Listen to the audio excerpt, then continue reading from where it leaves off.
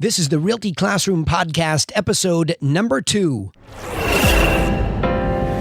Welcome to the show that focuses on helping real estate agents build a bulletproof business plan so that they can sell more properties in less time and live a more fulfilled life. Are you a real estate agent with an entrepreneurial spirit and wants to turn your job into a business without sacrificing your lifestyle, but you just can't seem to find the right plan to help you get there? Well, then you're definitely in the right place. I'm Danny Griffin, the founder of the Realty Classroom and the host of this podcast. And to help you take immediate action to build a better real estate agent business, I've created a free jumpstart course for you at freeagentgift.com. All right, so let's get started. In this episode, we're going to talk about why Antonio was right about mastering the obvious. So, okay, who's Antonio? Well, I have to take you all the way back to elementary school. And I can remember Mr. Rossiter's class, I believe it was. I have to give credit where everybody's doing history. The lines are blurred a bit. But Antonio was one of my fellow classmates. And at the time, Antonio used to drive everybody crazy because every time there was a point that was put up on the board, it was a pretty smart bunch of guys in the class, and they would want to move along pretty quickly. But you'd all of a sudden hear, but, sir, from the back of the room. But, sir, can you go back over that? Can you slow down? And everybody would be like, oh no, not Antonio. But you see, I've come to realize that patience for process, that the desire to dig in and not be in such a hurry to move on. I've come to understand that was a really serious flaw in not just me, but a lot of us at that age and adults. We always want to move along so quickly. And I think it's based in what I would call, in myself at least, my own intellectual insecurity. See, going back to the last episode where we introduced you to, hey, you have to learn how the agency business works and then set about mastering the obvious. Well, see, what Antonio was doing was he was trying to repeat the obvious over and over and over. And see, that's conditioning. You think about any world-class athlete. If you've ever seen them warm up for the Olympics or a championship game, you marvel to yourself as you watch them go through the very basic same routines that they might have if they were a child just beginning the game. So I think the fact is that we have to start acting like champions from the very beginning. And what champions do is they master the obvious by repeating it over and over and over.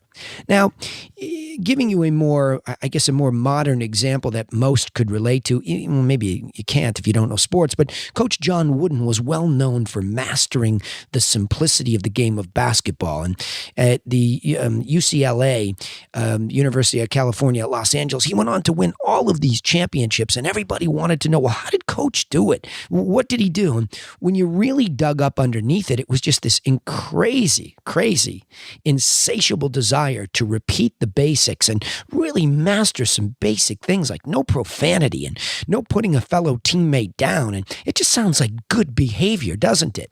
Well, what's wrong with it? Why is it that everything has to be so complicated? Is it really the most intellectual or smart among us that aren't afraid to be intelligently secure and just stick with the basics? I believe they were right. So if you look at Coach Wooden, you see all these simple things, but then it says, okay, now what? Well, what do we do there? Okay, I get it. I have to basically be simple, but where do I get some guidance? Well, before we get into real estate, there's been plenty of people before us that have done an enormous amount of work on studying success. I think the greatest one of modern time is perhaps Napoleon Hill.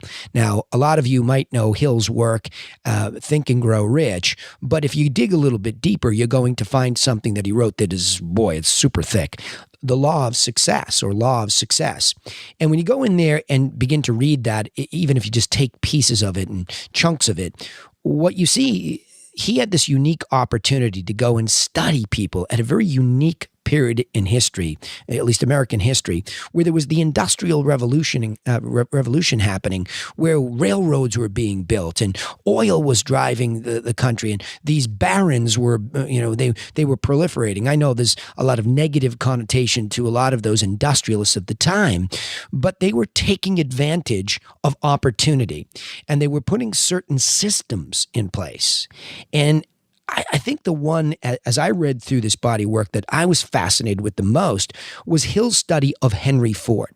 See, at the time when Ford was trying to figure out how the automobile business worked, he noticed something differently from everybody else. See, there were, if you go back and look at that history, plenty of people were making cars. It wasn't the invention of the automobile.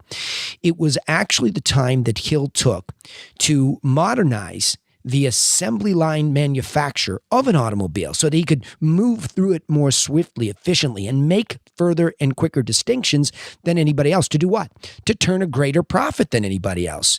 So Ford was known for going to actually, if you really do the study, you see that he went out to Sears and Roebuck and he looked at the way that they brought supplies out to farmers in rural areas, and he looked at their systems. You might see that in Jeff Bezos and Amazon today, looking at these very same systems and modernizing them. And then if you look further, you see that he went and took his whole team to the slaughterhouses in Chicago. And I know this might be a little gruesome for my vegetarians out there, but he would go out there and look at the way that people would move the beef along this line and drop right in front of somebody who had specialized knowledge on a special piece. So Ford takes this back and he puts it into this whole assembly line, and he proliferates the assembly line. And boy, the rest is history there.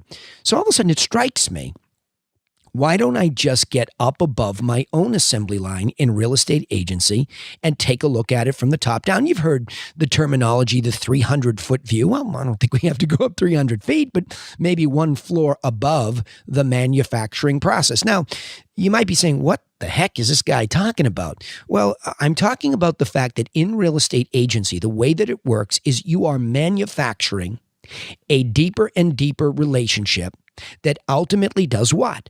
It results in a transaction and creates a past client community. That's the result. I get money, right? Well, money is an outflow and an inflow. It is a byproduct of the process. But we are technically manufacturing relationships. Let that sink in for a second. I know it might sound foreign, but that's what we do.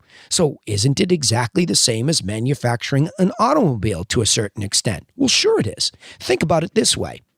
If we take Ford's assembly line and we get up above it, we probably see this. And by the way, this is not predicated on you just doing business with friends and family. That's a whole other subject that I'll get into at some point in time. If you want to build a sustainable and predictable real estate agency business, then you need to learn how to do business with people that you do not know. Let that sink in. So where do you get them? Leads, right? Oh, the leads. The leads. Here we go, right? A Glengarry, Glen Ross moment. The leads are no good. They're good. They're no good. Leads are just part of that process, and it's really the beginning. So if we get up above in the glass room and we look down, we have to put in place in this episode our production stages. The first one is going to be our natural resources. So like Henry, he had to go out and buy the natural resources that would would eventually be assembled and produce a car, the finished product, right? So what do we have? Well, we have buyer and seller leads or contact information, whatever it is. And that comes from marketing. So any type of marketing that we learn to do is going to bring in everything into stage one. So let's just call stage one strategic. I'm going to come back to that word a lot. Strategic marketing plan is stage one. So here we are. You're up in the glass room. You're looking down at these stages in the assembly line. Strategic marketing is number one. Now that they come in, we move a little bit further down our assembly line for relationship building, and we see conversion. Well, what do you mean? Well, when a contact comes in, if it's a lead and we don't know much about them, their timing, their motivation, we have to learn that and convert them.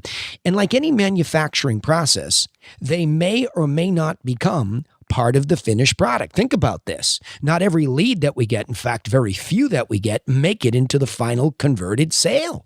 So there's this process happening where we're assembling or converting. We go from lead where we don't know their timing, prospect where we do, and we really better be working hard there so that we make sure we don't lose them and we're the problem. Nope, don't be the problem there. Keep following up long term so that they eventually do become a client and you have the opportunity to list and sell their house or help them find one. So there's your conversion process. But It's not over yet, right? Don't abandon them, because the closing process is where their emotions are at a heightened peak. They are frenetic. Everything, all these new moving parts, the different parties that we have to orchestrate, they all come into this process, and we need to be there for these people. Otherwise, in the final stage, past client stage, we have not built, I know you've heard the term raving fan. How about just happy? I call them happy griffins when they come across the line with me. Hopefully I have manufactured a happy griffin so that my past client stage is solid. So let's go back and reiterate these stages.